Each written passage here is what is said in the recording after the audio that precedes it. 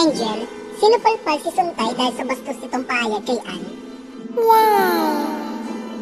Kaya ang ating mga mamabatas na dapat ay huwaran ng respeto at formalidad, lalo na kapag nasa loob ng session hall ng Kongreso. Pero mukhang naiwan sa labas ang delikadesa ng biglang mag-share ng kanyang personal na pantasya si Congressman Bong Suntay. Sa gitna ng seryosong usapin tungkol sa impeachment complaint laban kay Vice President Sara Duterte. Laking gulat ang lahat ng biglang isingit ng mababatas ang kanyang karanasan na makita si Ann Cortez sa isang motel.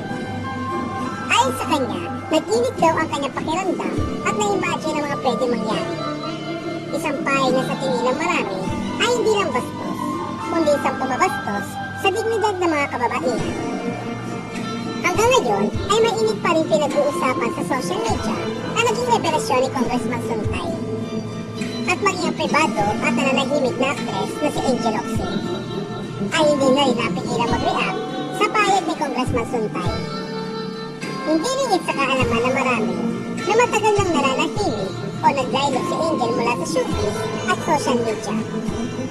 Ngunit ang isyong ito ay tila napaka-personal para sa kanya bilang isang babae at bilang malapit na kaibigan ni Ann. Alam naman ng marami na tulad ni Ann na isa rin si Angel sa mga madalas maging punteriya noon ng mga pantasya ng mga kalalakihan dahil sa kanyang ganda at kaseksihan. Pero ang isyong ito ay mas lalong hindi katanggap-tanggap dahil lantaran itong inayag ng isang mamabatas sa isang formal na hearing.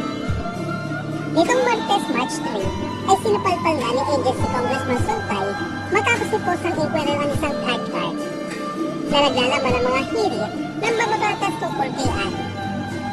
Hindi na itago ni Angel ang kanyang pagkadismaya at labis sa pagkadiri sa binitawang salita ng kongresista.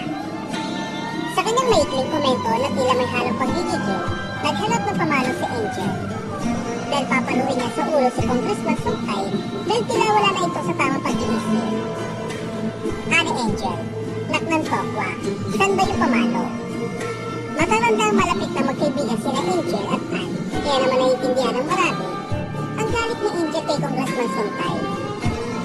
Samantala, ang hilig na ito ni Angel ay agad na umano ng suporta mula sa mga netizen na nagsasabing kailangan na talagang mapalo o pagsabihin ang mga opisyal na bastos at tila wala na sa katinuan. Sa ngayon, larong lumakas ang palawagan na hindi lang humingi ng paumanhin si Congressman Suntay, kundi patawan din ito ng parusa dahil sa kanyang pamabastos kay Ann.